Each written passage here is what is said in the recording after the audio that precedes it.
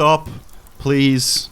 Just stop. Who the hell starts a conversation like that? I just walked into the room. I know, but you're about to ask me some seemingly innocent question that I'll soon find out is some bizarre, abstract, avant-garde way of making me lose my mind. I was going to ask if you wanted a cup of tea, so... Oh, yeah, sorry. Yes, thank you. I would like a cup of tea. Weirdo. I'm assuming you'd like your king of all tea bags, Yorkshire. Yeah. Thanks. Would you like a little bicky with that as well? Yeah, I would. What's going on here? You're being far too normal. James, we're best friends. Can I just make my best friend a cup of tea and give him a chocolate ripple bicky without getting the 3rd degree? You can, but it'll take me a while to get used to it. Well, start getting used to it. Here's your tea. Oh, thank you. Maybe I could get used to this. You fool! The tea wasn't Yorkshire tea, you just drank Lipton! Ha ha ha! You're doomed, James! Doomed! Your palate will forever be tainted with slightly worse tea than you would usually drink! You bastard.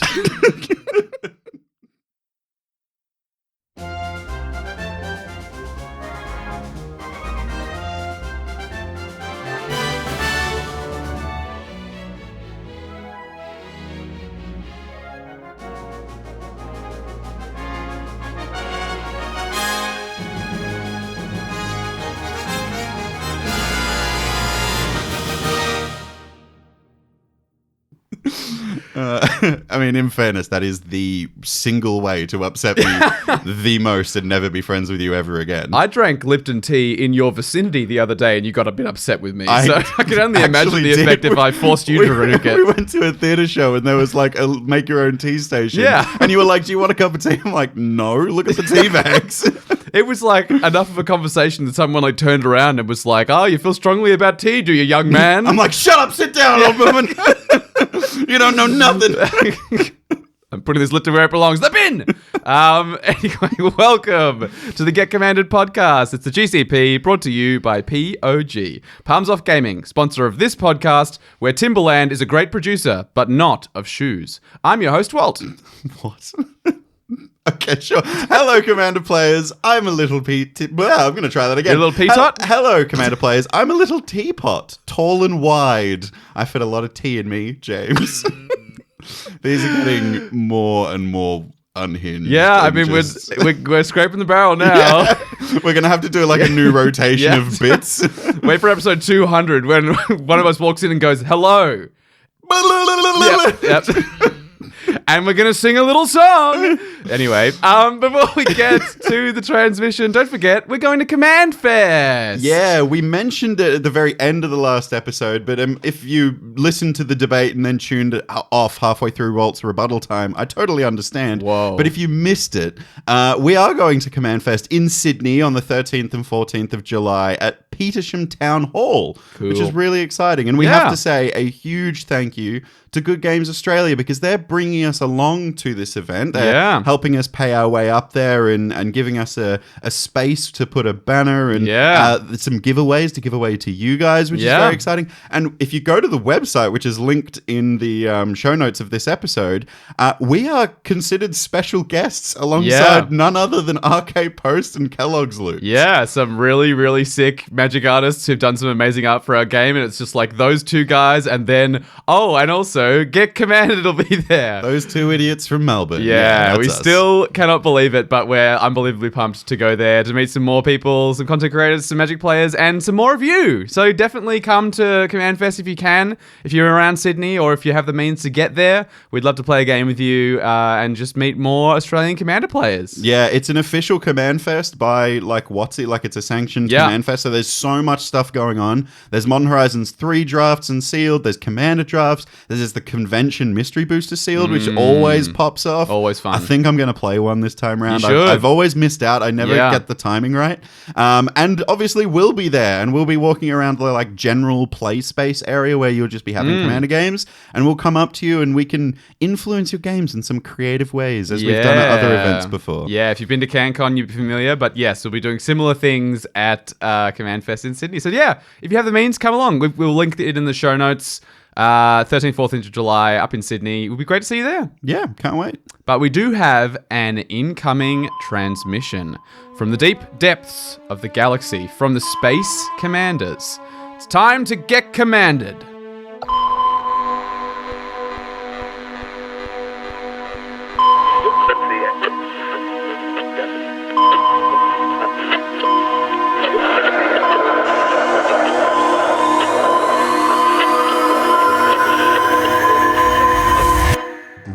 Hug is a commander deck archetype, but also the implementation of the strategy in the building and piloting of other commander decks can be a surreptitious path to victory. Well, I just learnt a new word.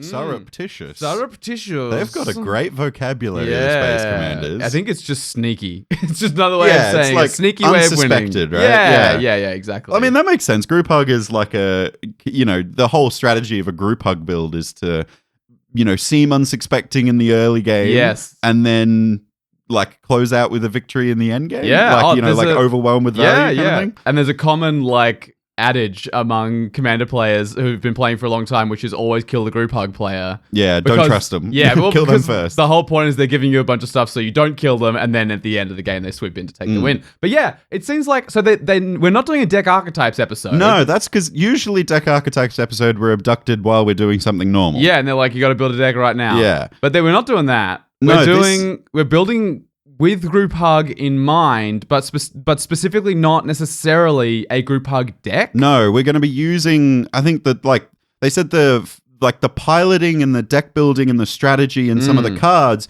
could lead us to some of those surreptitious sneaky wins. Yeah. Okay, I get this. Look, this might be, I'm going out on a limb here. This episode may be inspired by one of our other Space Commanders, which we are aware of, which is one of our patrons, Fletcher. Yeah. Who recently, after playing our patron games with him, has started including group hug cards in pretty much all of his decks. Yeah, he loves those kind of draw an extra card in your draw step style Howling effects Mine, in particular. stuff like that. Yeah. Send into Avernus kind of things. And it was funny because we played and we were like, wow, this is like a weird game to play in because everyone's getting so much value. Yeah. And when I asked him, why do you do that? He just responded with the simplest and most beautiful answer. It's fun for everyone. Yep, that's a great reason to do anything in Commander. I love that. I think that's such an awesome message of just being like, no. I think playing this makes every game of Commander I play better because everyone at the table's having a better time. Yeah. And look, I think the other thing that this unlocks, which I think got most excited about when we were playing with Fletcher in these games, is that the games came to a close at a pretty good time. They weren't it wasn't like, when someone combos off on turn 4 or whatever, where you're kind of like, oh, that game's too short. No, but it was within the 50 minutes to 60 minutes range. Just kind of that ideal length that most of us hope our Commander games go for. When you're accelerating everyone along with more cards, more mana than they would normally have, it's just very likely that someone finds a win sooner than they otherwise would. Yeah, obviously, you can also find answers sooner than you otherwise would. So it's not to say that always will bring a shorter game, but it can certainly accelerate a game. And the games that we played, I remember, were sort of in that 60 to 70 minute mark, which I think is just the perfect length of time for a Commander game. Yeah, 100%. It makes you feel like you did something. Yeah. You got to see your deck develop. And that was the other thing is like Fletcher said, it's good for everyone because everyone got to draw cards and got to ramp. There was this, everyone's deck got to display what they were doing. No one was mana screwed. No one was hell-bent in top deck mode. The other thing that I think was really prevalent at that table when we were playing with Fletcher is that Fletcher flew under the radar for most of that game because everyone was like, oh yeah, look over at Fletcher's board. Oh, it's mostly beneficial for me to leave that stuff. So I'll point my removal elsewhere. Yeah. And I think that can't remember if Fletcher won. I think he might have won one game that night. But it was quite obvious to me after the game that no one answered him for a really long time. No. It's I think this is the important thing. Because so for instance, I think, and I'm sure this is something we're going to go into in this episode, the thing of parity, right? Where it's how are you breaking parity with the table? Most of the time when in these games, he was playing mono red. And so if you are playing a mono red deck, the kind of what's the intended and built-in downside to mono red is that you run out of cards. But if you're playing all these group hug pieces where you draw an extra card and you draw a step, and you draw another card again, and then you exile top card of your library, you can play it this turn. If you're doing that every single turn, then red is just naturally the fastest color in Magic, if left unchecked. And it can get a win from underneath you without you even noticing. Yeah, and so just like if everyone's drawing extra cards per turn, I think just playing red can break parity. Because you getting access to an extra card every turn versus the Simic player who probably had access to 4 extra cards every turn anyway, it's a pretty big difference in power. Look, let's go into that right now, I think. Because obviously we could run Group Hug without thinking about it and just put Group Hug in our deck for the sake of hugging our friends and making them have a good time. But which is good. Yeah, you can do that outside of Commander. When we're playing Commander, we do want to win. And like you said, the main thing that we're going to look at when we're looking at Group Hug cards, and if we should include them in our deck, is this card going to break parity with our opponents? And you alluded to it, but like parity, for those that don't know, is going 1 for 1. Yeah. Parity is like an equilibrium of power amongst opponents. That's what we're referring to. Yeah, you can sort of think of parity like fairness or something. Like how much am I getting relative to each other person is kind of the parity scale. So yeah, like most of the time a Group Hug card, the idea of it is that it gives everyone access to something. So theoretically, everyone has access to the same thing, but there are ways when you put a Group Hug card in your deck to ensure that when you get access to this new resource, you utilize it better, or when you get access to it, it does something else for your deck that helps you do it. So or you get more advantage, just straight up, you get more advantage than your opponent does. Yeah, and so there's going to be ways for us to make sure that we're accelerating everybody, but we always get accelerated the most. Yes, and like some cards will do this on their own. Like some Group Hug cards will say your opponents get 2 things, but you get 3 things. Yeah, some cards will do it on its own. Yeah. But even in those situations, the reason the card is made like that is to kind of fool you a little bit. Yeah. And you got to make sure that you're still breaking parity, which is going above on your side of the ratio. Definitely. A good example of this in my mind is like looking at a card like Bone Shards, just like flat out explain what parity is. Looking at a card like Bone Shards, for example, 1 black, sacrifice a creature as an additional cost, destroy target creature. Yeah. This card on its own seems like you're going kind of 1 for 1 on creatures with your opponent. But if you sacrifice a 1/1 token because you're in a go wide aristocrats deck, and you kill someone's commander that's like a 20/20, I don't know, like a Voltron thing. Yeah. That's breaking parity. It's like I hope that gives you a little idea of like what you're trying to do with these cards. Yeah. You want to have something happen to you that doesn't matter or doesn't affect you very much, but a lot happens for you relative to everybody else. Yeah. For sure. And look, there are ways, like some of these cards, because we're going to go into a bunch of the different Group Hug cards just to help you to get your head around what they look like and also why and where we would play them. But some of these have flash, for instance. Yeah. So like a great example right at the gate, if we're talking about ramp, like there's a lot of Group Hug cards that do this, right? Give everyone access to more lands and stuff than they would normally have, or more treasures, whatever. Dictate of Karametra is a 5-mana enchantment with flash that says whenever a player taps a land for mana, they add an additional mana of any type that land could produce to their mana pool. So basically just doubles all your lands. If you've got 5 lands, they produce 10 mana now. But Dictate of Karametra, because it has flash, means that you are always, well, if you leave up the mana correctly. If you play this card correctly, you leave 5 mana up, and then before your turn, you flash in Dictate of Karametra, so you're the first one to get access to it. And if you're really cheeky, some people do their whole turn with Dictate of Karametra and then cast Naturalize on it at the end of the turn. Very cheeky. I'll leave up this 1 forest left just to tap for 2 green and get rid of it. It's it's like a ramp treasure spell in that in green then. But look, you're kind of moving down into like talking about specific cards. And I think we should do it like per category. Sure. Because I think there's like some categories that every deck will have, but then there are some categories that like not every commander deck would use this Group Hug card. So the 2 categories that I'm thinking of, you pointed one out, ramp, and then card draw. Yeah. There are tons of Group Hug cards that play into these 2 categories for good reason. Yeah. They exist in every commander deck. And these are one of the ones that we see the most frequently because, it's very rare that you play a deck that doesn't want more cards or want more mana. Whereas, some of the things we might go into later might be things that your deck wants to do or you want to accelerate your ability for your deck to do this thing, but not every deck wants exactly that effect. Whereas rampant card draw, theoretically, you can put anywhere, right? Yeah. So, like, looking at cards like Rites of Flourishing allows you to play extra lands. Yep. Everyone gets to play extra lands. Yep. Collective Voyage is a card with an ability called Join Forces, which when it resolves... Have you seen this cycle of cards? No, I don't think so. They're really cool. Maybe? It sounds familiar. Minds Aglow is the card draw variant. Oh, everyone pays X, right? Yeah. And they get to do the thing. Yeah. It's basically like 1 green mana, and then when it resolves, starting with you may pay any amount of mana.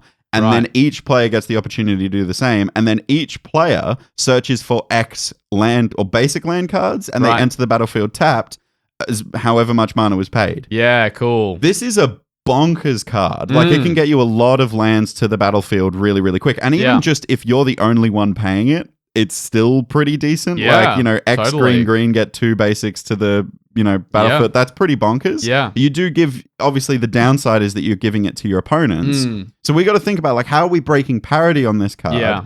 Let's play it in a landfall deck. Yeah, so now we might all be getting 10 basic lands out of our decks, but when my 10 basic lands enter the battlefield, I get to copy Scoot Swarm. Yeah, and I get Rampaging Baloth triggers. Yeah. And I'll even trigger my Lotus Cobra and then be able to cast Locus more of spells. Mana. Yeah. Yeah, I think that, the classic one here is Tempt with Discovery. I think everyone's come across Tempt with Discovery. The thing I think people forget about Tempt with Discovery is that it's any land. Yeah. It does not say basic on it. So this is the one for 3 and a green where it's Tempting Offer is the name of this mechanic, where basically your opponents can get something, but for every opponent who gets something, you get it as well. So at its base, with Tempt with Discovery for 3 and a green, you get a land out of your deck no matter what. Any land. Any land onto the battlefield. It's still not that bad. As a rate, because it's also not tapped. No, it can just come onto the battlefield. So a 4-mana spell that gets any land out of your deck and it enters the battlefield untapped would actually be a pretty good rate already. But it's the fact that each of your opponents can choose to do this same thing, go get a land from their library, put on the battlefield untapped. And for each opponent who does, you do it again. Yeah. So the potential ceiling here is you get 4 of the best lands from your deck. For 4 mana. Yeah. And they're untapped. Yeah. So like in a very tame example, this might be go find a hideaway land, go find a bounce land, go find very, very strong lands. But yeah, like I think there are decks. I think these Tempt with Discovery gets better the stronger the individual lands you can find are. If you are a deck that plays Urborg and Cabal Coffers. Oh, if you just get one other person to take that tempt offer, that's worth it. You get Cabal and Urborg, you're going nuts. Yep. If you are a deck that plays Field of the Dead and makes good use of it, holy cow, fetching a Field of the Dead feels really good. Yeah. If you're a deck that, like, I know there's been recent, like, Gates decks and stuff are a real thing, and Gates decks and, like, there's even that new commander from On Horizons 3, actually, the Precons, that puts an everything counter on your land. An everything counter? They put an everything counter on a creature and a land every time it ETBs or attacks. And the creatures with everything counters have every creature type. And the lands with everything counters have every land type.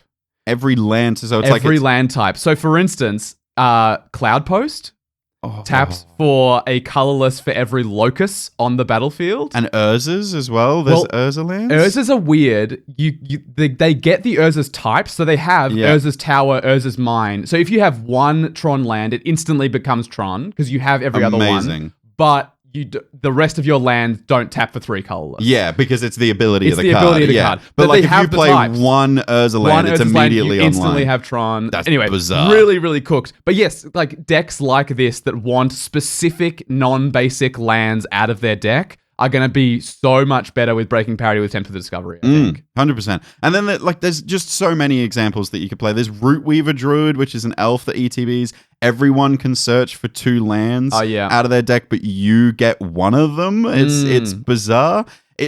So you ramp like 4 and then your opponents ramp 1. It's a bit of a weird... It counts Verdant Mastery. It basically casts Verdant Mastery for each of your opponents. Yeah. It's very weird. It's quite bizarre. But look, all of these cards are pretty good on their own, but you got to remember that you are going to give your opponent ramp. You are going to be accelerating them. So playing them, like we said before, in a landfall deck, if you're ramping with lands, oh my boy, you're going to get value out of that. But then you could also just think about, like, are you a big mana deck? Like a huge mana deck that needs a lot of mana? Yeah. The rate on these cards is kind of nuts. Yeah. like 4 mana, get 4 lands to the battlefield. Yeah. Untapped. Yes. If you're a big mana deck, well, and again, it's pretty good. If you're playing like Urborg, Tomb of Yawgmoth kind of things, even if you're just playing I'm blanking on it, but the card that taps for your devotion to a color, what's that? Oh, Nyx. Land? Bloom Nyx? Nyx No, Bloom. no, Nyx it's of not Nyx Bloom. Nyx Bloom is the triple mana. It's something Nyx. The Star of Nyx, Oh my the god, Nyx of can you things. tell that we don't play this card? Yeah. Anyway, you know the land we're talking pay 2, about. tap it, and add mana equal to the devotion of the mana that you Choose chose. green, every devotion, you get a mana of that. But like if you're playing stuff like that, which you probably are if you're playing a big mana deck,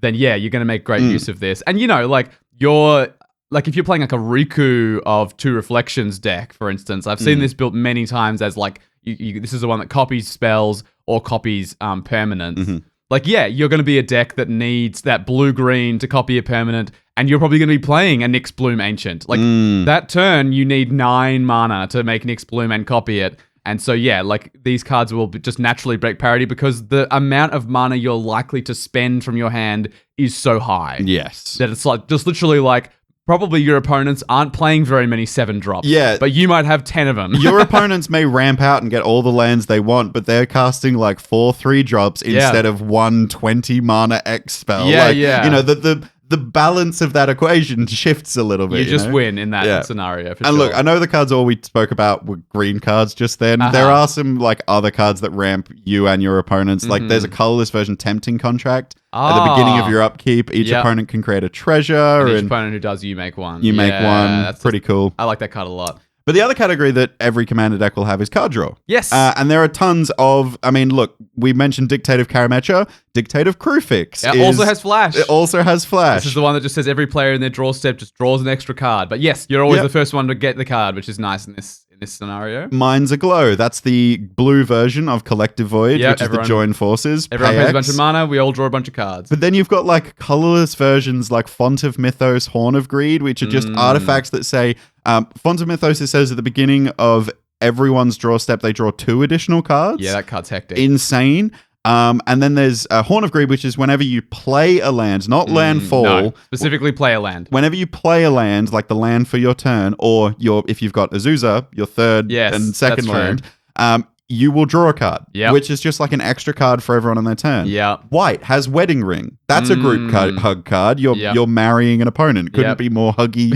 When they draw cards, tried. you draw cards. When you draw cards, they draw cards. Yeah. A card that came up on our stream a while ago when we were playing the Fallout precons. Do you remember this card, Struggle for Project Purity? Yeah, this was like basically a draw an extra card in your draw step kind of thing. Yeah, it enters and you can choose one of 2 modes. It's like Khans or Dragons, kind of that kind of vibe. But basically it comes in, you choose one, and the one that we're talking about here is at the beginning of your upkeep, each opponent draws a card. For each opponent that does, you draw a card as well. Yeah, so it's Struggle for Project Purity for 3 and a blue.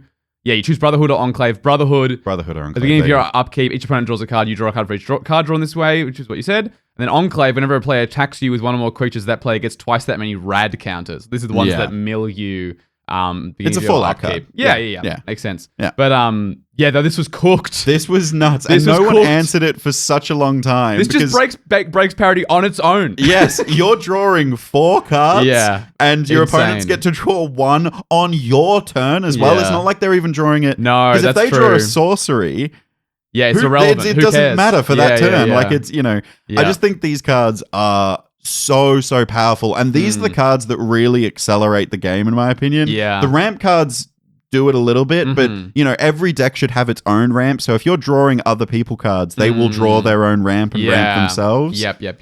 The card draw is the one that really accelerates it, because they're going to find their answers, they're going to find their win conditions, they're going to find their But subsequently, it's, I think, most important if you're giving your opponents access to more cards that you are breaking parity in a really, really big way. So, like, usually the decks that play a bunch of these kinds of effects are the, Nekusar style decks where basically we punish people for drawing cards, or when we draw cards, we get stuff. So Psychosis Crawler, when you draw cards, each opponent loses a life. But then equally having one of those effects like Underworld Dreams, where when your opponents draw cards, they take damage. Nekusar obviously does this. There's a few different cards now that do this kind of like someone draws, they take a damage kind of thing.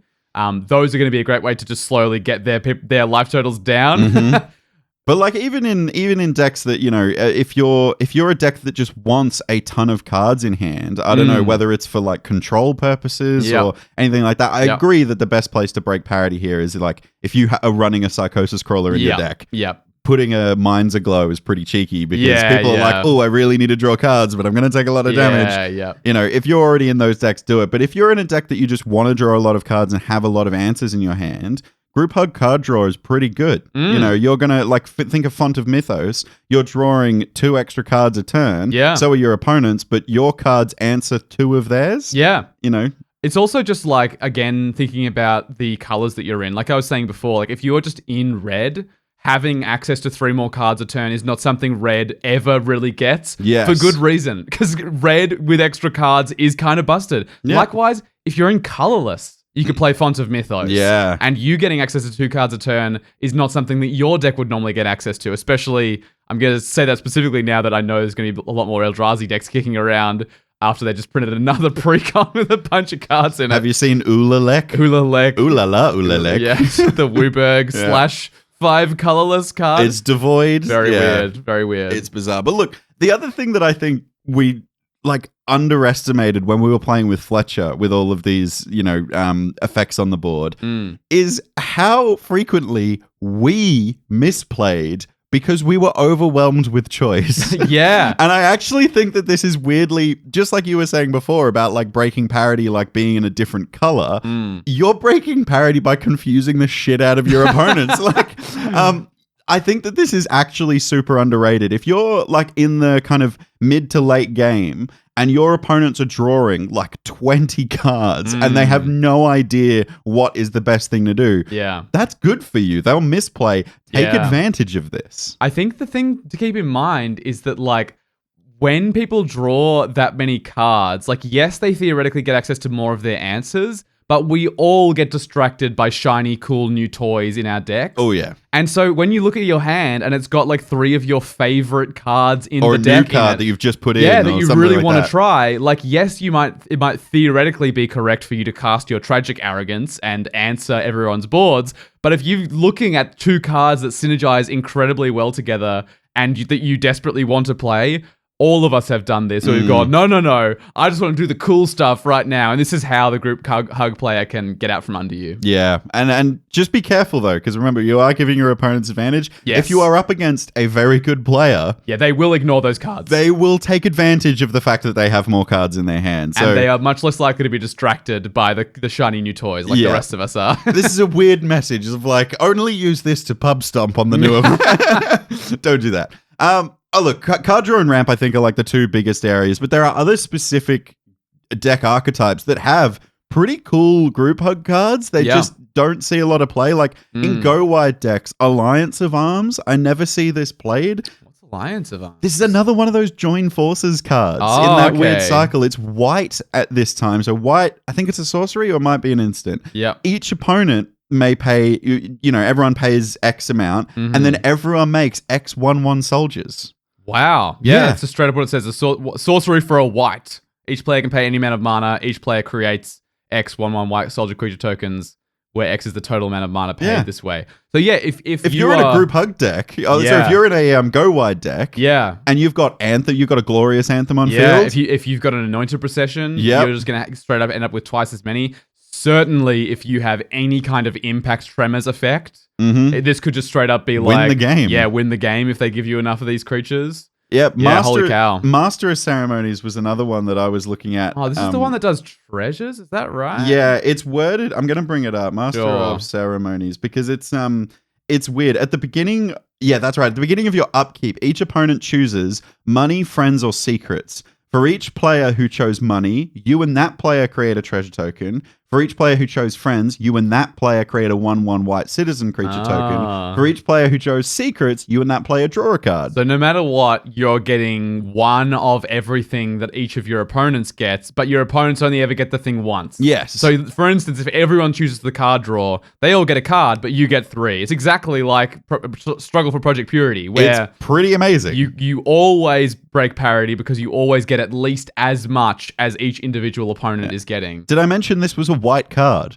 Stop complaining that white doesn't have card draw because, for 3 and a white, that card's expensive. I think is the only thing. I think it's only been printed in the New Capenna precons. And it's sitting at $4.40. That's not too bad. It's pretty good. That's not too bad. Okay, so damn, you can use that. Yeah, but certainly if you're a deck where you can make use of the tokens, make use of the mana better, then yes, a card like Master of Stone and Rose is much better. I love. I don't know specifically which decks it's great in. I just like it in general. I guess it's great in a control deck because you want to be able to use your mana every turn. I know what card you're going to talk about. Tidal Barracuda. Yeah, this card is sick. So weird. I think because it was only printed in one precon, which was Commander 2020.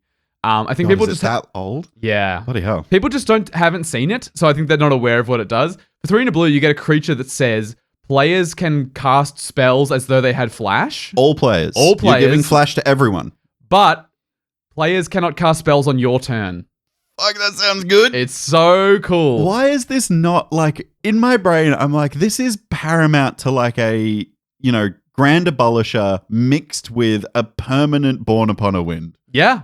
Yeah, it's or a Leyline of Anticipation. But it's Leyline for you, it's Leyline of Anticipation and Grand Abolisher. Which, Leyline of Anticipation is 4 blue and two blue. Yeah. Grand Abolisher is white. Yeah. So you're getting a white, blue, and 2 spell on one for the low price of just giving your opponents flash. Yeah. It's pretty sick. It's pretty amazing. It's the kind of thing where basically people see it and go oh, cool, flash. And they just let people flash stuff in all the time. And then by the time it starts mattering later in the game, that's when you just start casting spells only on your turn. You disregard the flash and you're just no, I'm just going to cast spells on my turn while nobody else can. My turn is for me and me alone. Exactly. I just think it's such a fun card. And I think it's a really great way for decks that go all in on stuff. I play this card in my Azor the Lawbringer deck. Yeah, it's really strong. It's really good there because Azor is a deck that tends to develop a bunch of threats that are very obvious threats. You kind of go all in on a creature with putting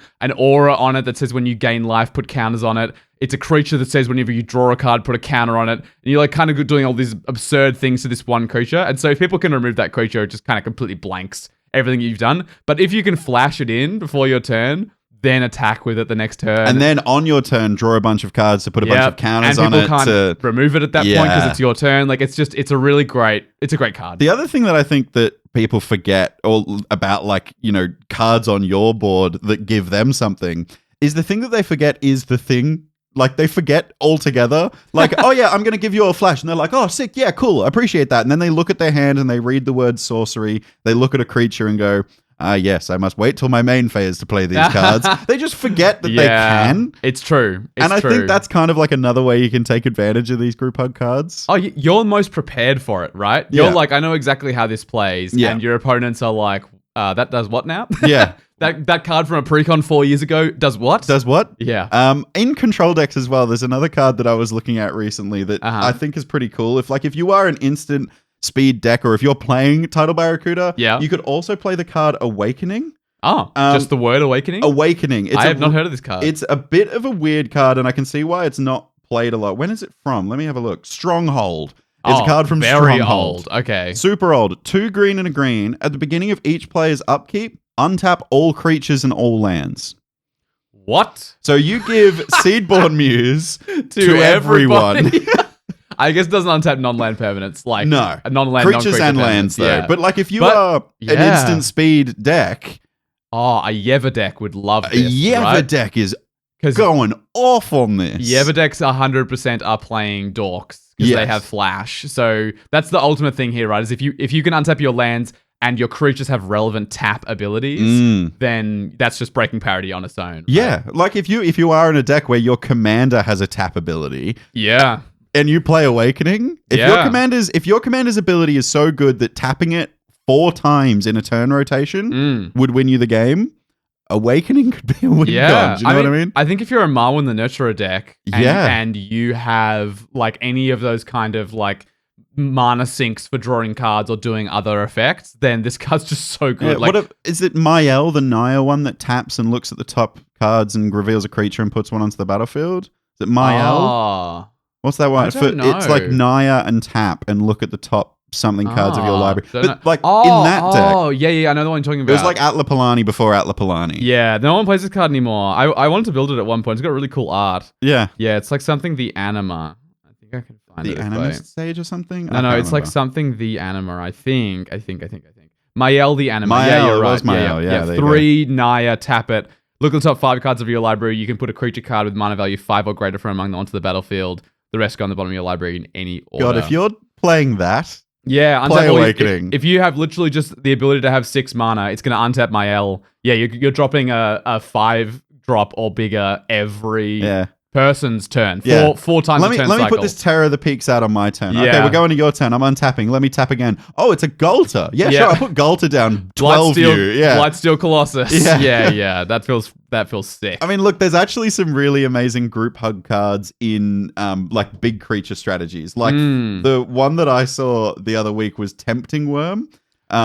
This card is silly. This card's stupid. It's 2 mana, 1 and a green for a 5/5. Yep. But when it comes into play, each opponent may put any number of artifacts, creatures, enchantments, or lands from their hand into play. I saw a really fun deck that was made by Veggie Wagon, who hosts like I forget what podcast he hosts with somebody, but he Veggie Wagon was on like Commander at Home, or maybe it was Edie Hijinks, and he has this Tempting Worm deck where the commander is Rocco Cabrera Chef, you know, the Naya one, the one that tutors specifically. So he always has access to Tempting Worm, basically. Cool. And that would only be 5 mana to tutor as well. Yeah. 2x. 2 and then Naya. And you get Tempting cool. Worm. And it was basically like a group hug deck. But it's so weird just getting people to drop pretty much their entire hand. But like if your commander's Atlapalani, for example, the one that whenever an egg dies, you flip off the top until you get a creature, put it onto the battlefield. Yeah. If you have Tempting Worm in your deck, and you have a Xenagos, a Gulter, a Zetalpa, or a Blightsteel Colossus in your hand, and you hit Tempting Worm from Atlapalani's trigger. No, you don't drop your stuff with Tempting Worm. What? Doesn't it say every opponent? No, each opponent. Each opponent? You don't get anything. Hell? I completely misread that card. Okay, you're going to really need to work hard to break parity with that card. Yeah. The card I was thinking of there must be Hunted Wampus. That's that one drops everything, I think. Yeah, that sounds right. Because I think that's a fun card. I think they printed another Wampus recently and everyone was like, oh my God. Another Wampus. Wampus Typal. Wampus. Yeah, it's a weird. I can't spell. Wumpus. Wampus. Yeah, but this card's the one that says each player. God, why can't I spell Wampus? It's a Wumpus. P-U-S. I was spelling it with an A for some reason. Yeah. Yeah, there you go. So the four mana one, 3 and a green. It's a 6/6. When it ends the battlefield, each other player may put a creature. Oh, this is just bad for you. It just gives your opponent stuff. Yeah, this is so weird. I mean, maybe ignore me for these ones. I think for if you're going all in on the group hug and you've got your propagandas and your ghostly prisons and stuff, then getting your opponents to drop all their stuff means they all attack each other. I'll tell you what, if you're in a goad deck, oh yeah, then you could play these cards big time. What's the Rakdos guy that ETBs and each opponent has to attack?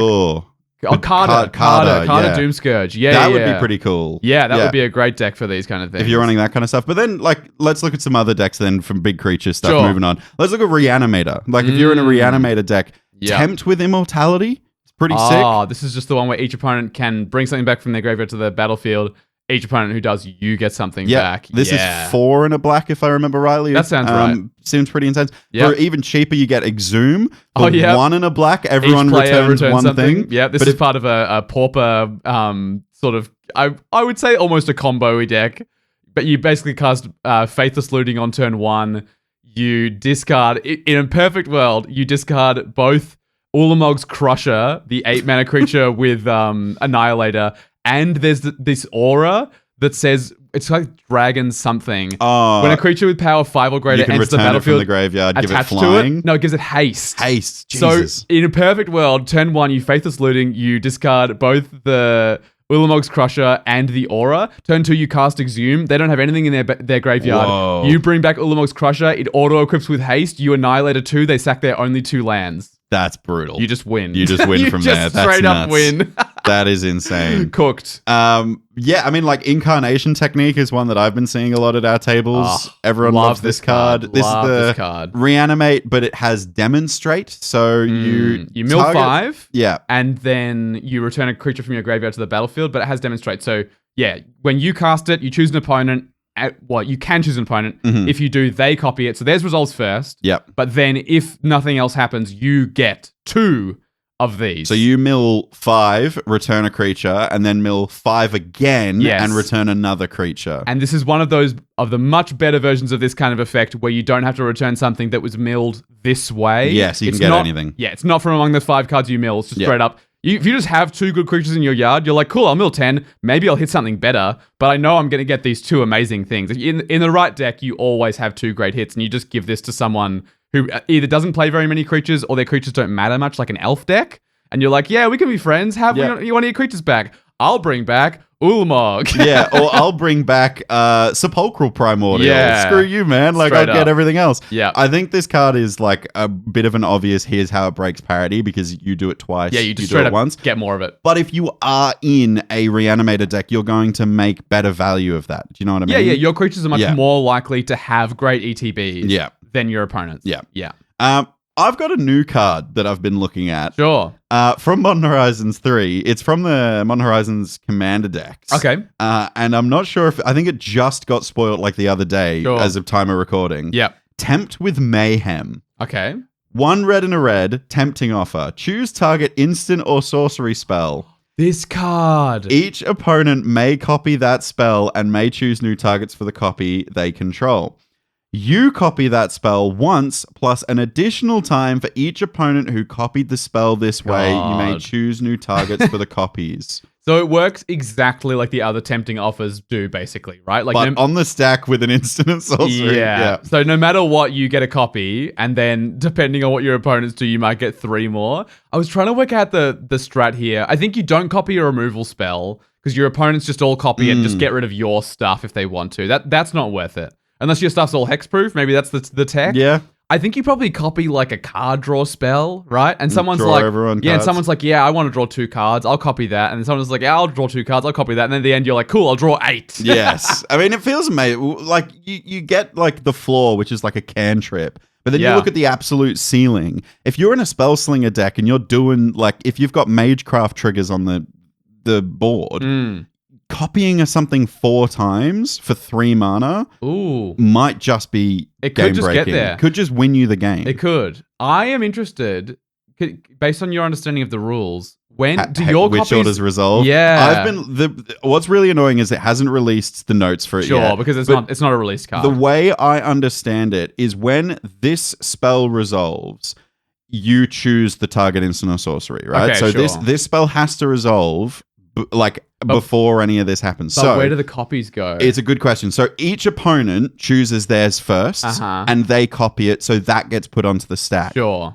Then you get to choose. So yours will resolve first, I think. Okay, if that's the way that it works, and again, this is unreleased card, so don't take this like as definitive. Yeah. But if that is the way it works, you could just straight up copy your Jaya's Immolating Inferno And burn everyone first. Yeah, it just straight up doesn't matter. Like, no matter what, you get a copy, and then if they want to copy it, it's like, cool, I'll kill you on the stack. This is before yours exactly resolves. why I was looking at it. Like, and the same thing, because like I've got that flashback deck with Savine. Oh, of course. If I've got a mill spell for... Oh, yeah. I could easily get, everyone milled out if I just used this and copied it on the stack. Yeah. It's busted. I That's can't sick. wait to... I want to see the release notes to see if it works the way I want it to work. Yeah. But in a Spellslinger deck, who cares if someone copies your cantrip? If you've got Magecraft triggers, you're going to easily break parity. If you have the ability to have something happen when you... Yeah, even just an Archmage Emeritus, right? Like, your cantrip now is drawing you 2 cards for each copy that you get. Crazy. I want to shout out maybe my favorite group hug card, full stop. I guess the place to break this would be specifically in an artifact deck or a treasure deck. Is this card red? Isn't it? It is red. It is an enchantment. I think it's great in any deck, but yes, if you want to break parity, treasures, artifacts is the way to do it. Descent to Avernus. God, this card is cool. So cool. I think it's 2 red from memory. It's 2 and a red. 2 and a red, 3 mana. Yeah. Cracked. 3 mana enchantment. At the beginning of your upkeep, You put 2 descent counters onto Descendant to Avernus, and then each player creates a number of treasure tokens equal to that number of counters, and loses life equals to the number of counters. Yeah. So basically, the first turn cycle comes back around to you. Everyone loses 2, makes 2 treasures. Every turn it increases by 2. Lose 4, makes 4 treasures. Lose 6, makes 6 treasures. This does 2 great things in this sort of exactly what we're talking about for this kind of episode, right? Of like accelerating the game, including group hug, bringing it to a close. It's taking damage of people's life totals to make it more feasible to kill them, and it's giving them access to a bunch more mana. I just think this card is so cool, and every single game I see it resolved in, I'm like, this is going to be a great game, Commander. Yes, and like, how good does the game get? And especially when you see it in a deck that you go, wow, this is making really good advantage of this. Yeah. Like our friend Goose, who's been on the stream a couple of times. Yeah, he plays it specifically in his Togo Kesket list. Oh, Kesket like making Rakdos advantage. artifacts kind of thing. So cool. And like sacrificing artifacts, like if you've got like, I don't know, a Disciple of the Vault in the deck, or you're winning. Marionette Master. Yep. Every time you crack a treasure, someone loses 4, theoretically. Yeah, it's crazy. It's a great card. It's so much fun just to play at a table with it. Yeah. Like, we've been talking for a while. We could go on and on and on about all these cards. You can go onto EDH Rec's website and just click the group hug page and have a look at all the amazing cards. Yep. Or use Scryfall and use some key things like each player or starting with you. And you can look even up cards. Tempting offer. Yeah, you could just find every tempting offer card. Look at the cycle. We just got to remember, after being excited about all these cards, we are going to be giving our opponents advantage, and we have to make sure that we don't give them an insurmountable advantage. Yes. And I think a lot of the ways we're going to be doing that is in our strategy, in our philosophy in deck building, and as a pilot while we're in the game, while we're playing it, when do we deploy these group hug cards? How do we think about this outside of the context of just a group hug deck? Yep. But we have been talking for a while. We have. So it may just be time for a thrifty interlude. A thrifty interlude. And considering we're talking about group hug, consider this like, at halftime in your soccer game, you go offside and your mum gives you a hug and says, you're doing great, champ. This is what that break is. You're doing great, champ. This is that little slice of orange that they give you at halftime. Just a little break. So we're going to hear a little something about a thrifty card. And as is tradition, I will be performing. And this week, it's the Cowled Merchant with some new wares. James, do you want to show everyone? Don't show. We've covered this. We've done this We've before. done this. Here it is, everyone. Yeah, Look. there it is. Look, You've seen it. Nice, good stuff. No. Do you want to describe in word form the card that we're featuring this week? Yeah, sure. It's kind of like rectangle. The most of the color is blue. Do you want me on the back it says Magic the Gathering. Do you want me to read the card? That might be good. Sure. Let's just say that next time. Let's stick with that. The convention of reading. Sure. Aqueous Form is the spell we're looking at today. For a single blue, you'll get an enchantment aura. The enchanted creature can't be blocked. And whenever enchanted creature attacks, scry 1. Ever wanted to be a puddle? Or the jet of a garden hose? How about the River Thames? A glass of water? Morning dew? The tender caress of a sensual man? Wait, not that one. You can be all of those things if you become a liquid first, but again, you can't love a man. Stop asking me that. I mean, you can. You'd just be all gooey, and only certain people are into that. You'd have to ask them, and how would you even bring that up? I mean, you can't just mention it the first time you meet someone, but you couldn't exactly get 3 dates in and then drop it over their heads like a bucket of water. Aha! Bucket of water! You can be that too! Just forget about men, would you? I'm trying to think! Dwell in a bottle of wine, but this time without the alcoholism. Get budgeted!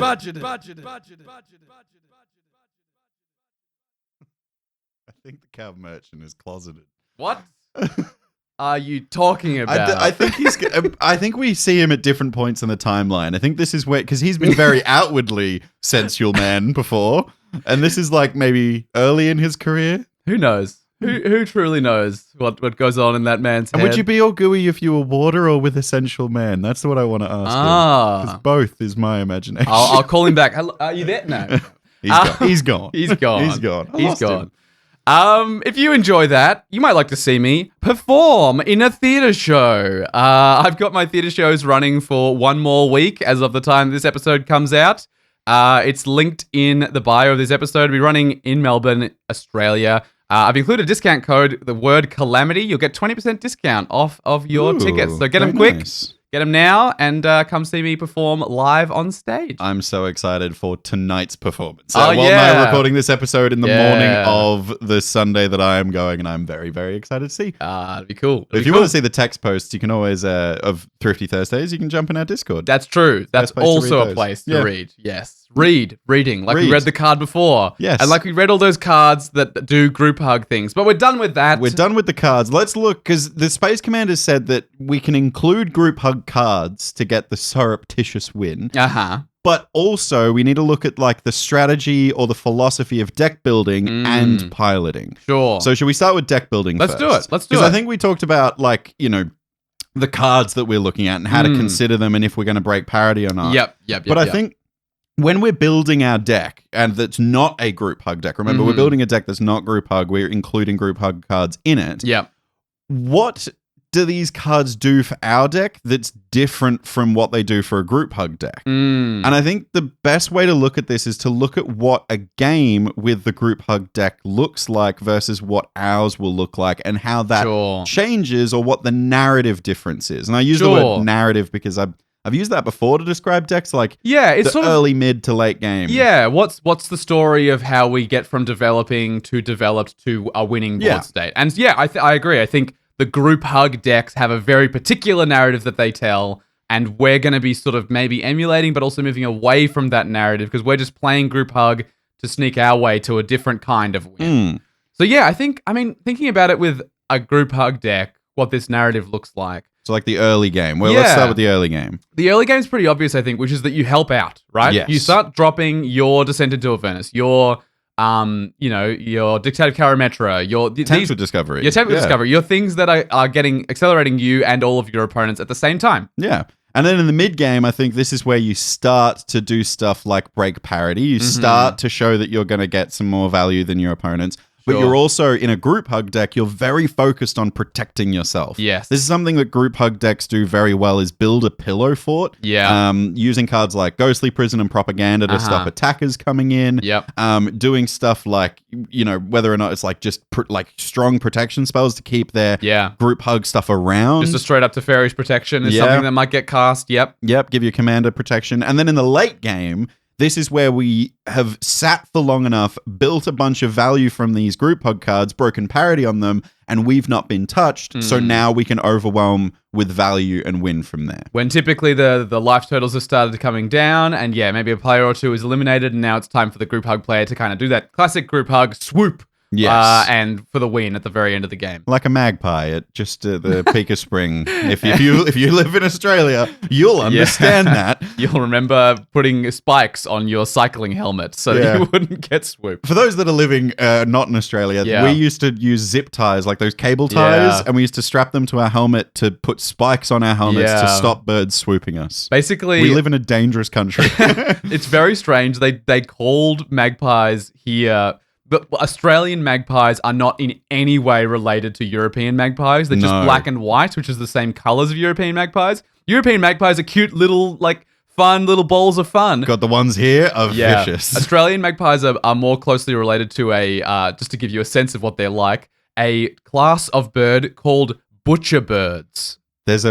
That's a whole class of birds. There's a whole, or maybe a genus, but there's a whole group of birds called butcher birds, and they're the closest living relatives to the Australian magpie. So that gives you a sense for the kind of viciousness you can expect. I mean, and they swoop you in spring. Then when they make nests and you go near their nests, they're very territorial. Yeah, they protect their babies. And they will peck on your head. It hurts.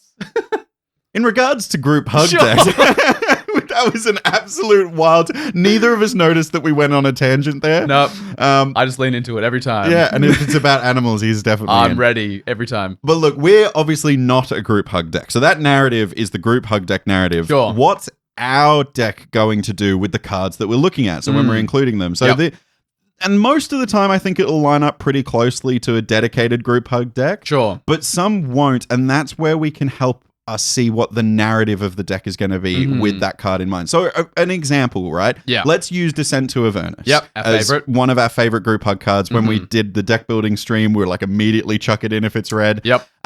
This is, in a group hug deck, going to ramp everyone and, accelerate that game really early, right? So in a group hug deck, this would usually be played on turn 3. Yep, You'd probably if you like can. to see that. Yeah. Why not? Why not? But if we're using it in a treasures or, aristocrats deck, we've got a Disciple of the Vault, a Marionette Master, that kind of stuff. Yep. We might want to play this a little later in the game. So then when we are making those treasures, we're getting real good value of it. Like, if we're playing Itch to Keek, we're putting +1 counters on all of our golems. If we're playing Fangren Marauder, we're gaining a bunch of life. Yeah. Marionette Master, Disciple of Vault, we're draining the table. Sure. So in this way, we're sort of similar to the group hug narrative, but we're probably deploying it a little later, where the group hug player might deploy it, as you say, on turn 3, maybe with a Descent into Avernus, depending on the other cards in our hand. Might be more like a turn 5 or 6 kind of play. So when we're deck building, we can see where it slots in. So that way we can think about our ramp and our mana curve and all that kind of stuff around that. That makes sense. Let's look at another example. Let's do the token one. Let's do Alliance of Arms. Okay. This is the join forces, make a bunch of tokens. A bunch of soldiers. Bunch of soldiers. Everyone pays X mana, make that many soldiers for every player. Yep. In a group hug deck, I actually think you'd want to play this late in the game, right? When you've built a bunch of protection, like you've built your pillow fort, then you can give all your opponents the creatures. Once you've got the propaganda down, giving everyone access to a 1/1 is a lot less relevant because they're not going to be able to pay to attack you. Yes, but if we're building a go-wide deck, we might actually want to crack this out a little earlier in our gameplay to build our board so then we can cast Overrun later game. If we're a Fabine deck, for instance, if we're a Jetmir Nexus of Revels deck. That's a great go-wide deck. We just want to be able to, both of those cards effectively do an overrun thing in the command zone. And so just having early tokens can mean we can start killing players by turns 5 and 6 and that kind of thing. Can start punching face. Yeah. So actually the earlier the better, probably, with some of those effects. So like you see how those two examples, they're like kind of like what we would see in a group hug deck. We're still accelerating our opponents, or we're still giving them something. But the ideal time to deploy the thing is actually quite different, and the narrative is different as a result. So then when we look at that deck building process, we can go, okay, this actually is going to sit at this point in my game plan. So this is where my mana curve will... What else am I doing with my mana at this time of the deck? And I think especially in these cases where we're going to be wanting to deploy group hug cards late, it's going to force us to think about, okay, then what am I instead going to be doing early? So, if Descent into Avernus is a late card, this is a really obvious one, then in my Artifacts Matters deck, then yes, early I want to be dropping my Disciple of the Vault, my Marionette Master, so that when I get there, I have something to do with the treasures that I get. 100%. And I think that when we look at that narrative, we also should take note of the part of the group hug deck that's telling it to protect itself, the Pillow 40 type stuff. Yeah. And I think because we are playing these group hug cards in our non-group hug deck, we do need to take a little bit of advice from the group hug deck to think about what else we're putting in our deck. So, for example, we're looking at our usual protection suite, like we mentioned, like our Propaganda, our Teferi's protection and stuff. But let's look at the specific cards that we're putting in our deck, and then that will inform what kind of protection we need. So, for example, are we going to use Alliance of Arms to give our opponents a bunch of, tokens? Yeah. Am I protecting my life total? Am I protecting from attackers coming in? Yeah. Am I goading my opponents? Yeah. That's going to be one way to ensure that those cards never come our way. Yeah. Reanimating opponents' creatures with Incarnation Technique or Infernal Offering. Or something like this. Yeah. We can actually even look at our removal spells and make sure that we're running enough removal spells, because if we do accidentally give our opponent a massive Gulter, for example, we want to have the Dismember or not Dismember, that doesn't kill Gulter. Nowhere close. We want to have a go for the throat for the Gulter. Do you know what I mean? That makes a lot of sense. And I think also, you can be thinking about, these can be even synergy pieces as well, where like in a reanimated deck, you're probably going to be a deck that wants to play creatures that ETB and destroy stuff. And so if you're a deck that is likely to give your opponents access to a big threat, suddenly a card like, I'm blanking on the name, but that 6 mana creature from Kaladesh, ETBs destroys a creature, you gain life. Noxious Gearhulk. Yeah. ETBs destroys a creature, you gain life equal to its power, I think. Something like that. That is going to be unbelievably good if you're giving your opponents access to big creatures. Well, could you imagine casting an Exhume, you reanimate a creature that ETBs and kills something and is still a big body, And your opponent gets nothing. You just did a 2-mana reanimate something massive to kill something. You went 2 for 1. You could Cavalier of Night would do exactly this, Cavalier right? of Night's great. ETB, sack a creature, destroy something. Yeah, that would feel super good. So when we are building our decks with these cards in mind, we do need to look at the other categories as well. Sure. And I think the protection and interaction pieces is the lesson that the group hug deck, the archetype of deck, is going to teach us about what, if we are going to include these group hug cards, what else we need to put in to back it up. It just makes sense, right? If we're going to be giving our opponents access to things they wouldn't otherwise have, we're going to need to have an out for the things that we give them. Or an answer to them. Yeah, an answer of some kind. Yeah. Let's move on to piloting. Sure. Because I think we've already alluded to like when to deploy stuff, but there's an aspect of piloting that I think is so much fun when you're playing group hug cards. Sure. It's fun anyway. It's politicking. Yeah. And I think you have never had a better opportunity to politic than when you are holding a group hug card in your hand. Oh, yeah. Because, like, you can do stuff, like, you could channel your inner child catcher from Chitty Chitty Bang Bang and be like, hey, kitties, want to draw some cards? Like, ice cream and candy all awaits you over here. That's really fucking... That movie did not age well at all. No. But you can start using those kinds of... Big time. Hooks, you know, like, hey, do you want to draw some cards? Say if you're running, there's a Doctor Who card that's Selesnya, Sergeant John Benton. So 1 white and a green, and whenever it deals damage to an opponent, you and that player draw cards. Equal to the amount of damage done. So if you're building that as Voltron, it's like, hey, dude, I'm not going to kill you this time. Yeah. Let's draw some cards. You want some cards, right? I mean, Xyrus does the same thing, right? You want your opponents to draw cards. That's the Teamer one that makes snakes. Yes. Yeah, when deals common damage to a player, you and that player draw cards, and then whenever an opponent draws a card except their first one each turn, you make that many snakes. Yeah, something, or it potentially might be on when they draw cards not on their turn. I can't remember. I don't think it's that busted. I can't remember. It's pretty sick, but yeah, I'll look it up. I mean, those kinds of political deals are very easy to make when you have those group hug cards in your hand. Draws a card except the first one they draw in each of their draw steps. Oh my god, it is that busted. Snake. Yeah, and actually in this case, it's not their first card each turn, except the first one they draw in each of their draw steps means that when this deals damage to someone and they draw three, you also just make 3 snakes immediately because it's not draw steps that they're drawing those busted. Cards in. Yeah, sick. So like there you go. There's like some really easy ways to be like, hey, you want to draw some cards? You want to do this? This stuff works so well. And it's like as the opponent that's being offered. Imagine if I just said, hey, do you want to cast Ancestral Recall for free? Yeah, straight up. Like it's so hard to pass this up. I mean, even on a really small scale, I love playing the card Baleful Mastery. This is the one that costs 3 and a black to exile a creature or planeswalker, but you can cast it for 1 and a black and have one of your opponents draw a card.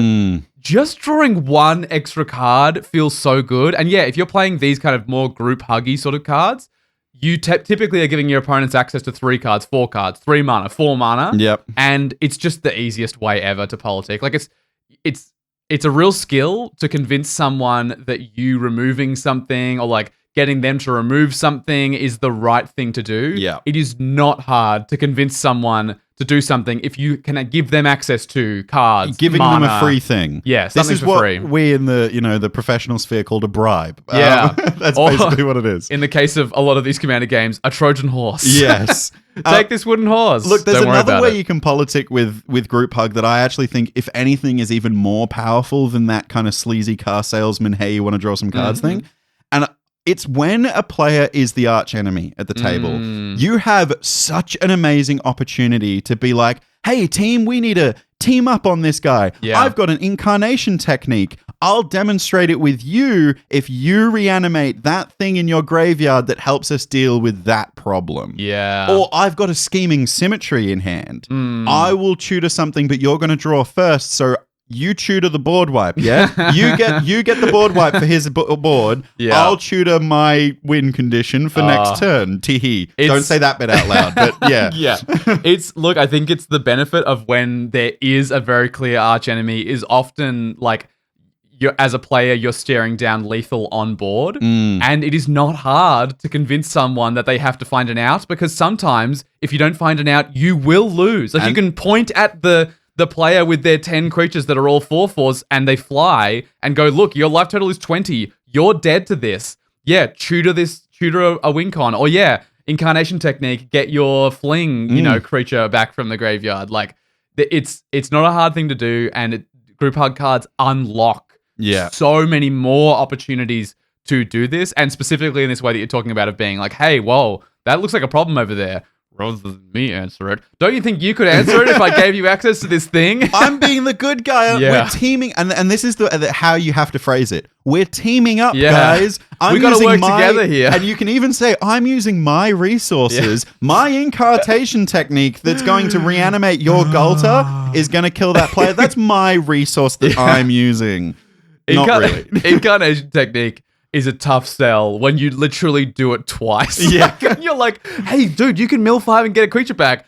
And stop looking at the board after that happens. You know, like, ignore me. There'll be another 5 minutes worth of things that happen in this game that don't matter to you. Don't look at them. You could also, like, even with cards like, Alliance of Arms, where you're making your opponents a bunch of tokens. Sure. You can be like, hey, I'll make you a shitload of tokens if you just swing them all out at this guy, kill him, and then on my turn, I'll untap. You guys have already tapped out because you killed him. Yep. I have a bunch of tokens. Yeah. I'm going to cast Cradle of Behemoth. Yeah. Good game, everyone. Yeah. Suck it. I'm out. This is the reason for that adage that I said earlier, which is kill the group hug player first. Yep. The reason this exists is because there are people who do this, and it works. Like it works so well. I mean, we've talked specifically on this podcast in the episode "The Second Threat" about how important it is that you are not the arch enemy early, because you can game the players around you to a winning position. Yeah, don't play the game, play the player. Yeah. And group hug is just a great way to do this, because you're just giving people stuff. You're like, oh, have this. Don't worry about it. Have this. Don't worry about it. It is a skill that you do need to fine tune, though. Like you've got to be careful about how much information you give away, at what time in the game you do it. I mean, even like we said earlier with incarnation technique, you can be tactical and give a player access to their graveyard who does not make a very good use of their graveyard as your way of convincing them that it's worth it for them to do this. Like, thing. hey, you lost a key piece. I can give you back that key piece. Yeah, giving your spellslinger opponent access to their thing, their like Talrand. Yeah. It's relevant, but it's not nearly as relevant as your Craterhoof Behemoth or your Sepulchral Primordial or whatever. I could go on and on about this, but there's some other aspects of piloting that I think if you're playing group hug cards, you need to be super aware of. And we did talk about it before when we were talking about the narrative of like the deck building process, but we need to think about while we're piloting it, we need to be not only thinking about that thought that we had when we were deck building, we need to be analyzing the board before we play group hug. Sure. So this is different to the narrative thing we were talking about where we were going like, I need to play my Descent into Avernus at the right time. This is being like, okay, yes, that, but also there are a bunch of other factors besides timing, turn of the game that are going to matter, like the board state and what my opponents are doing and all these other things. And what deck your opponent is on, for example. I mean, look, we could rattle off a couple of quick ones. I'm really excited to play this Tempt with Mayhem card. Sure, this is the copy thing that basically tempts your opponents. They can get a copy, and you get a copy for every opponent who copies it. So if I have that in my hand, I really need to think, okay, what am I copying at its lowest, at its like lowest floor, and how good is that for my opponents right now? Sure. Then I need to ask myself, what am I copying at its peak, and is that good enough for me to ignore what it gives my opponents? Am I just winning the game now if I copy this? Sure. Or am I going to accidentally give my opponents too much value? Yeah. Like, for example, like you said it before, like if you just copy a cantrip and everyone draws some cards, you draw a bunch of cards. Yeah. You got to ask yourself, am I then putting those cards to good use and then casting more spells? Sure. Or am I just drawing 8 cards, passing the turn, discarding down to hand size, and then my opponent just went, holy shit, he just drew like 15 cards. Did you see that? We need to kill him. Yeah. It's that kind of approach to piloting these group hug cards that you need to be super aware of. You need to be really looking at, what your opponents have access to, knowing what your opponent's decks are doing as well. Like, if you give someone access to a cantrip, like let's say Consider. Consider is surveil 1, draw a card. So you look at the top card, you can put it in your graveyard, then draw a card. If you are copying that, there will probably be a graveyard deck at any given table. Letting them surveil is actually pretty relevant. So you've got to be careful about how much you're giving people access to with these kinds of things. Like, if you're copying a ramp spell, okay, is there a landfall player at this pod? Like, them getting one basic out of their deck doesn't sound that bad, but if it's Rampaging Baloths, that's 4 more power on the table. Yep. Like, you've got to really weigh up how good things are when you're deploying. And this doesn't mean that the cards are bad. No. You just need to play them at the right time. Like, for example, if someone's on a landfall deck, or let's say a big creature deck, you need to look at that ramp card in your hand that's Group Hug and going to ramp your opponents and go, right, has my opponent that's on big mana already ramped? Yeah. Is this card going to catch me up or just keep me behind? Is it going to accelerate them further into the lead? Yeah. You got to be really careful of when you deploy it. I mean, you can also, like, let's say the card Attempt with Discovery, right? If you have a regular play group, you probably have at least a vague idea of what land someone will tutor if you let them tutor any land from their library. And if they are a deck that is on, oh my God, I still can't remember that fucking Devotion card. Nyx something. We should have looked it up. I know. I can't believe I don't remember this. It's in like every Pioneer deck ever. Nyx Field? Nyx Bloomfield? It's something. Can you Scryfall it, Yeah, please? I'm gonna find it. It's really annoying. But we know the one. We know the one I'm talking about. But yeah, if like Field of the Dead. If you know someone's on Field of the Dead and they are likely to fetch it out of their library, then yeah, it's going to be unlikely that Nykthos. Is it Shrine to Nyx? Wow, there we go. That was fully out of my brain. If you've been listening to this for an hour and just been screaming at us that's what the card's name was. Nykthos, please. We heard you. Thank you. Yeah. But yeah, I totally agree. That could be like, know. Oh shit, I don't want to give my mono green opponent access to that much mana. Yeah. But like at the same time, okay, my opponent's on this Azorius, maybe Esper Enchantress deck. They've got a Hall of Heliod's Generosity. I don't want to give them back the propaganda that we just killed. But then the other thing you could be thinking about is like, this is that sort of interplay between knowing what's on the field and what's not. If you know someone is on Nykthos or on Heliod's Hall of Heliod's Generosity and they've already got it on the field, well, maybe this doesn't matter as much to give them access to any land out of their deck. If they've already got their Nykthos Shrine to Nyx, and you know that's the best land in their deck, then it's like, okay, they might go find a hideaway land. That doesn't matter so much to me. So yeah, there's like give and take. What do they have access to right now? What am I giving them access to is the big thing with these cards. And I know I said I would stop talking about it, but it's also a really good opportunity for politics. So you can say, oh, you've got a Nykthos in your deck, right? Yeah. I'll do this. Let's get a little bit of a deal out of this. Yeah. And because also these, especially the tempting offer cards, Yeah. a lot of the time you'll hear a lot of players immediately go, the correct answer is to say nothing, say no, don't be tempted. Yes. And that's totally fair. Like I've said that at tables most of the time. Like if someone casts a Tempt with Discovery, I'm like, look, if they're playing Tempt with Discovery, they're probably going to get more benefit out of this than we are. Yeah. But if one player falls, one player cracks, every other player's like, I'm not falling behind. Yeah. So like if you know that someone's got a Nykthos Shrine to Nyx, which we now know the name of, you can say, hey, Walt, you've got that card in your deck, right? Yeah. You want to get it? Yeah. I bet you do.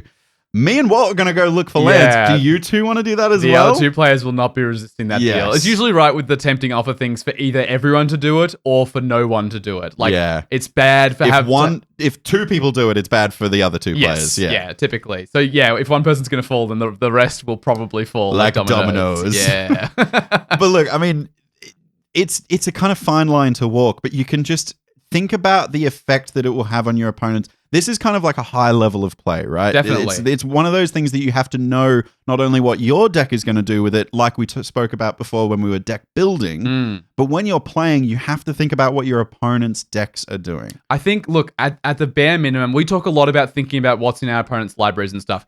I know there's a lot of players out there who don't feel like they have that level of skill yet, and that's totally fair. That takes a long time. The card knowledge it takes a while as a commander player to learn that, but you do have access to the cards you know are on someone's battlefield. And I still do see people giving someone access to something, and they cast a spell like Descend into Avernus, and then go, "Oh my god, that person's got I'm forgetting the name of him, the goblin that pings you whenever a treasure gets cracked." I love him so much. I can't believe Sardian Avenger? Sardian Avenger. Someone's got a Sardian Avenger. They'll descend to Avernus and go like, oh, this was a mistake. Whoops. Like, at the very least, you can look at someone's board and just put yourself in their eyes for a second and go, how would I game this as that player? Yeah. And I'm certain you'll be able to see the way that they'll play out. Yeah. I mean, like, for example, if you're running Awakening, that weird, give everyone flash kind of thing. No, Awakening's the one where it untaps your creatures and lands at the beginning of everyone's upkeep. Yeah. If you're running Awakening and you are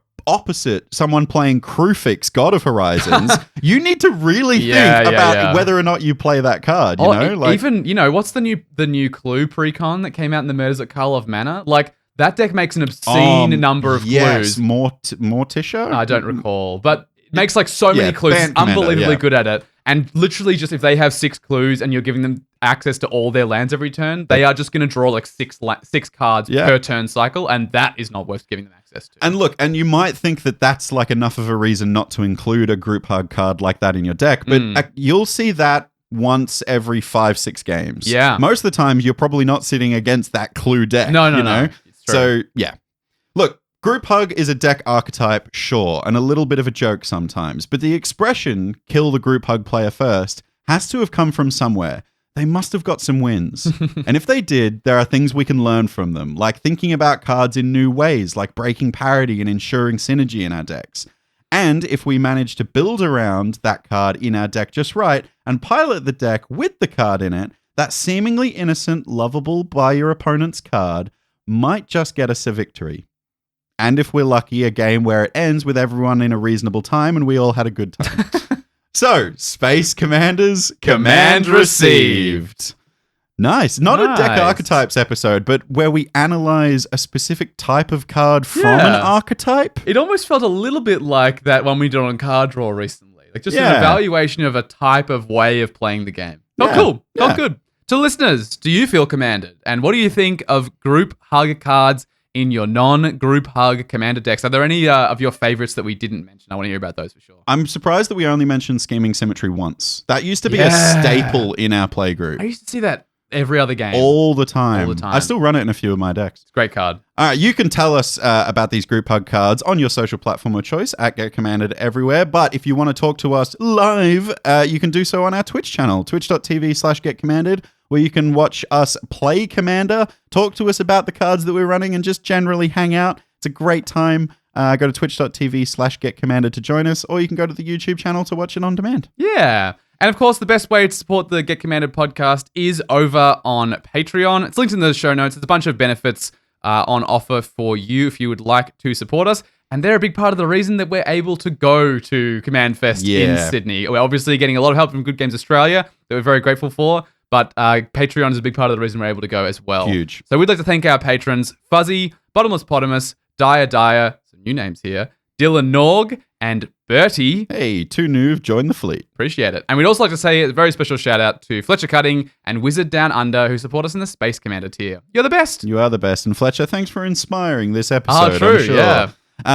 Thanks again to Palms Off Gaming very quickly. These guys are also the best. These guys make awesome deck boxes, sleeves, binders, and very excited. We've got a meeting coming up with them soon next week. I'm going to go chat with them and I get to see their warehouse and get to sample all their products they've again. They've always got some fun new stuff on the horizon. I love hanging out with them in that space. It's a really cool place. And if you want to grab some of that awesome merchandise like sleeves, deck boxes and stuff, you can go to palmsoffgaming.com.au/#getcommanded. And you get a 10% discount as well. So if you're in a game store and you're looking at the Palms Off Gaming sleeves going, oh yeah, Walt and James talk about this all the time. Oh, they're this much here. But if I go online to palmsoffgaming.com.au/#getcommanded, I can get 10% off. It's true. I might just do that. You may just want to do that. But also, support your local game store. Whatever you feel, but you can get a discount. So do that. Yeah. Do that, actually. Do that right now. Do that. Anyway. Stop listening. Why are you listening to us still? Get out of here. Go do that. Go buy some sleeves from palmsoffgaming.com.au. The end of Ferris Bueller's Day Off. What are you doing here? Go home. It's over. It's over. I love when Deadpool did that. It was a great little nod. Yeah, I love that. Awesome. Right. That's all the magic stuff. I reckon it might be time to planeswalk out of here. Outside of Commander, outside of Magic, it's your turn, James. Where are we going? We are going to, this is going to be weird, we're going to heaven. We're not dying. We're going to a place called The Good Place. You've seen parts of this show. I've seen about a season and a half, and I did really enjoy it. I just recently watched it all pretty much back to back with my partner Theo. Theo loves this show. Yeah, it's awesome. And I had never heard of it before, had no idea what it was. It's a Netflix show. I think it's a Netflix original. Yeah, I'm pretty sure so. it is. Yeah. It only finished like 2022, I think was the last season. So it's like reasonably recent. 4 seasons? Four seasons or 5, I can't remember. Sure. I watched it set in such consecutive orders that I didn't even notice when a season changed. The seasons did not matter. Yeah, not at all. I just want to shout out this series. I know it's like a little bit old, but go watch it. If you enjoy any of our color philosophy episodes and you enjoyed thinking about morality and you enjoy thinking about what's right and wrong, ethics, even metaphysics sometimes it dives into, which is really someone cool. who enjoys existentialism. Oh my God, if you enjoy existentialism, strap in for a night of no sleep. A treat. An absolute treat. Because basically the whole premise of this show is this woman dies and she goes to the good place, right? Heaven. They avoid using the words heaven and hell, and they avoid a lot of religious notes and talk about it more as just generally this is the good place and then there is the bad place. Yeah. Anyway, she gets into the good place and slowly but surely she realizes she's kind of an imposter in the good place. Yeah. So someone with exactly the same name died at the same time as her. And I'm not spoiling too much, I think. of paperwork, effectively. Yeah, so she was probably not supposed to go to the good place. It was supposed to be the other Eleanor Shellstrop. Yes. It's a very amusing show about... amusing and existential. And educational as well. Like it genuinely teaches you a lot. Like there's another character in it called Chidi. Chidi is the character. I love Chidi. Chidi is also in the good place and he is a philosophy professor. That was what he did when he was alive on Earth. Yeah. So he teaches Eleanor about philosophy. Yeah. And you get to sit and enjoy these conversations about morality and existentialism. Yeah. Through the lens of this kind of make-believe heaven versus hell kind of thing. Yeah. It's really entertaining. And I will say that you have to stick it out for at least a season because there is a whopping twist that when it hits you, you're like, I am now dedicated to this show. I will not stop watching it until I have finishes it. Alters the entire stakes of the show in a really great way. I really enjoyed the bits of season 2 that I watched. I literally just stopped watching the show because I was watching it on my own. And I have such little time to watch things on my own these days between Commander and all the other things happening in my life. But yeah, it's a great show. It is awesome. Super really highly recommend it. It's educational. It's fun. It's funny as hell. Oh, it is classic. And really great performances. Ted Danson is one of the main roles. He does an absolutely brilliant job. It's Michael Schur is the guy that wrote it, and he plays the character Michael as well, which is great. And it's Kristen Bell plays the main character. Yes. Eleanor Shellstrop. It's a great show. Highly recommend. Awesome. It's awesome. If you're looking for a feel good show, I'd recommend this one. It sounds weird to say it's a feel good show. There's a lot of existentialism, but if you watch it, you'll feel good. It's comedy. It's comforting. I will say depends on your personal tolerance for existentialism because I know people who will happily watch horror, will watch true crime and blink and it's nothing to them, and who have watched The Good Place specifically and been terrified and could not continue. Like, watched like 2 episodes and were like, I'm done. I can't ever watch this again. This scares the hell out of me. That's a fair trigger warning. I didn't think about it like that. If you've got a very low tolerance for what happens after you die. Yeah, and what does it mean to be a human being? What does it mean to be alive? Good human being as well. What does it mean to be good? If that freaks you out, this is not the show for you.